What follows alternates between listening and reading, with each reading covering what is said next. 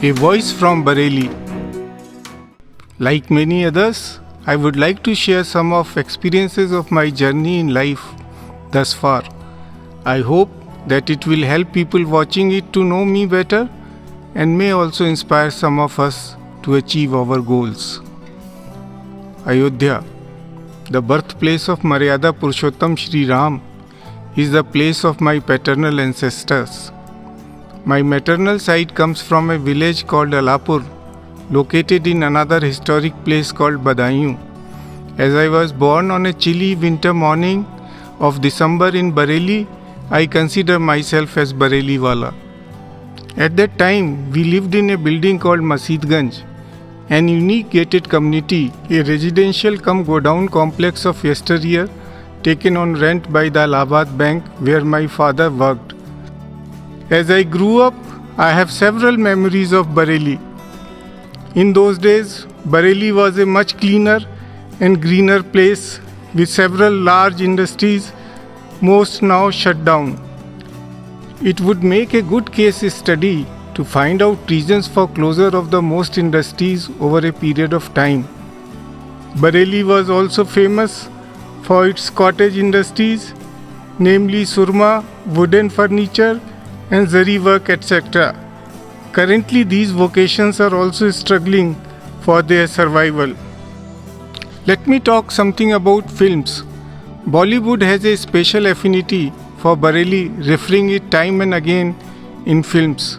However, it was the song of film Mera Saya that established brand value of the city. झुमका गिरा रे झुमका गिरा रे बरेली के बाजार में झुमका गिरा रे. One remarkable feature of Bareilly, not known to many, is the famous Lakshmi Narayana temple, popularly known as Chunna Miyan Ka Mandir, constructed by Seth Fazlul Rahman, a devout human being. I will not call him a Hindu or Muslim. Many in the present generation may find it hard to believe, but that was the kind of secularism I grew up with. My father, Shri Shankar Lal, in the beginning of his service, had to support his parents, siblings, and own family in the monthly salary of rupees 35.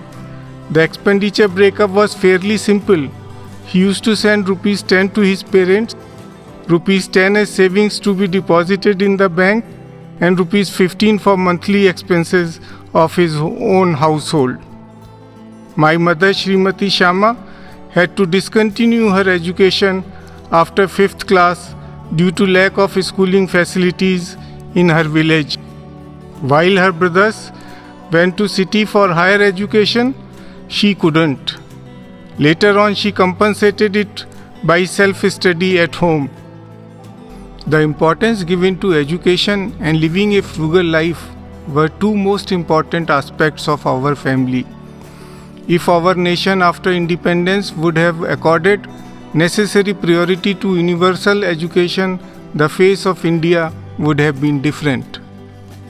As a part of imparting life skills, my mother taught us to deal with happiness and adversities with equanimity, believed in Atithi Devo Bhava, and even in her advanced age, I have never seen a visitor to our home returning without eating something.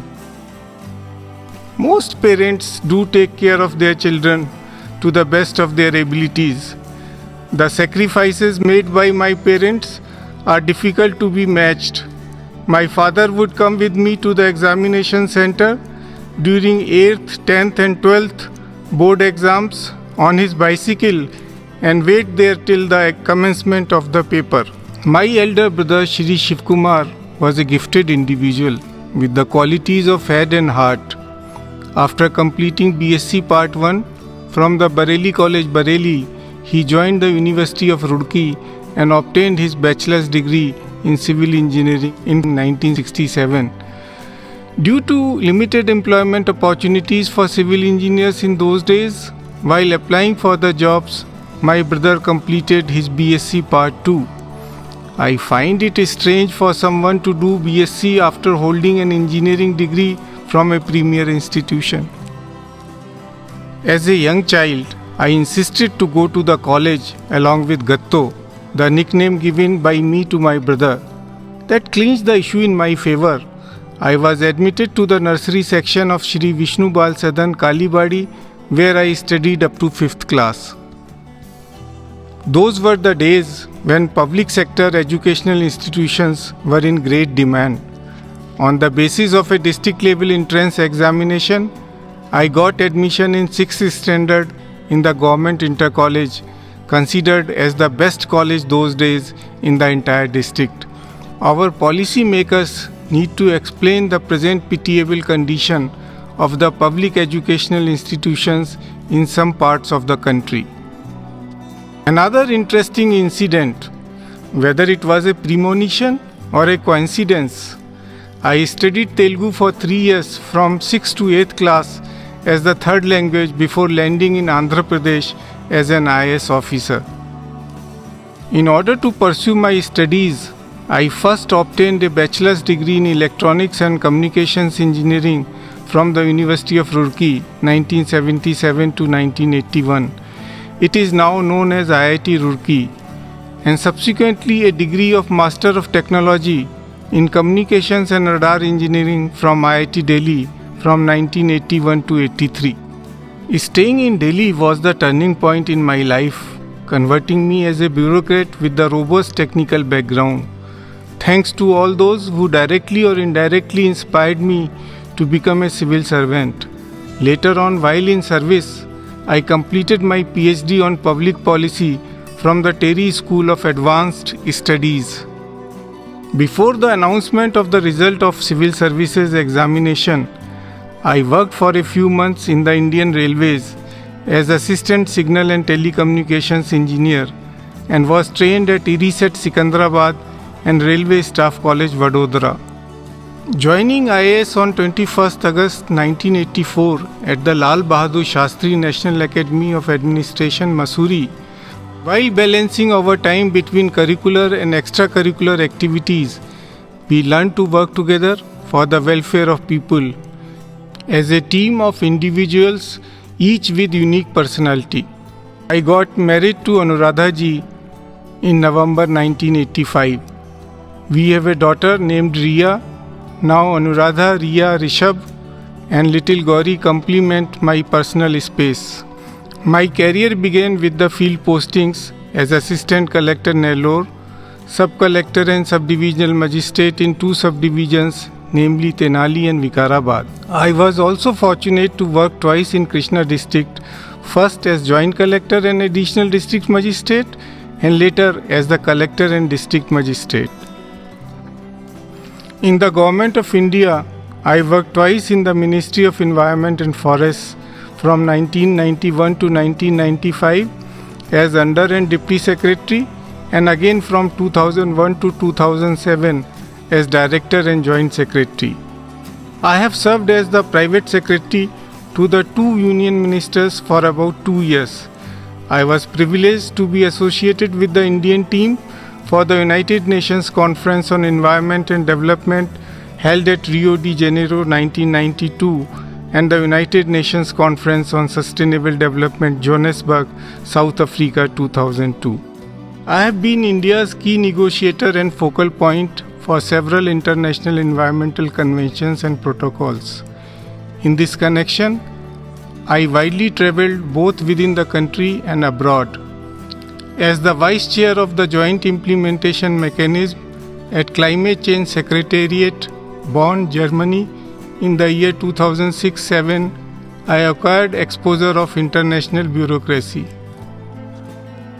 I was involved in the planning and implementation of several large infrastructure projects in the states of Andhra Pradesh and Telangana, and sustainable developmental activities at the state and country level.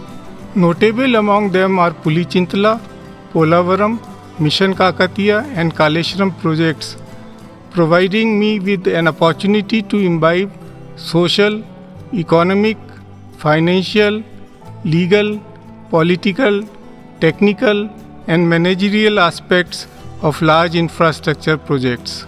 The Confederation of Horticulture Associations of India has conferred the Honored Fellow Award 2021 for my outstanding contributions to water resource management and providing leadership of par excellence. I am a Senior Fellow of Leadership for Environment and Development, International London, and the Fellow of Institutions of Engineers of India.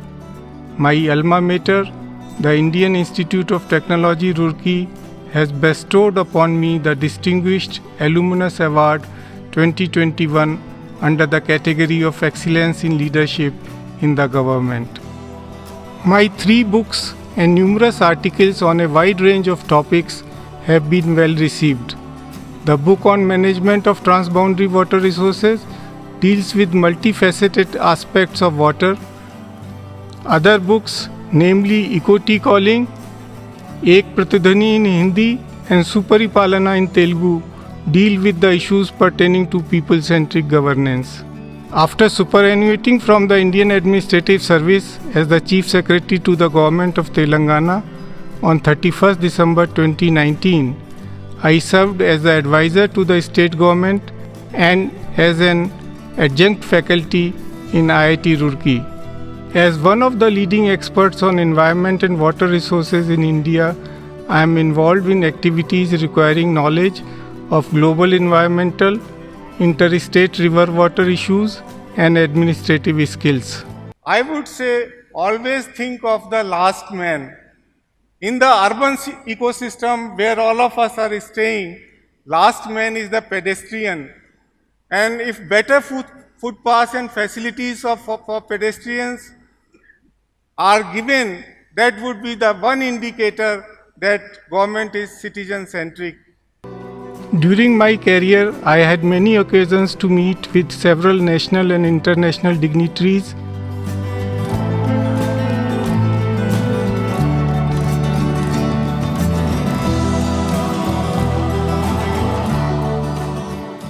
When I look back, I find each day memorable and fulfilling that allowed me to serve the people with the best of my abilities.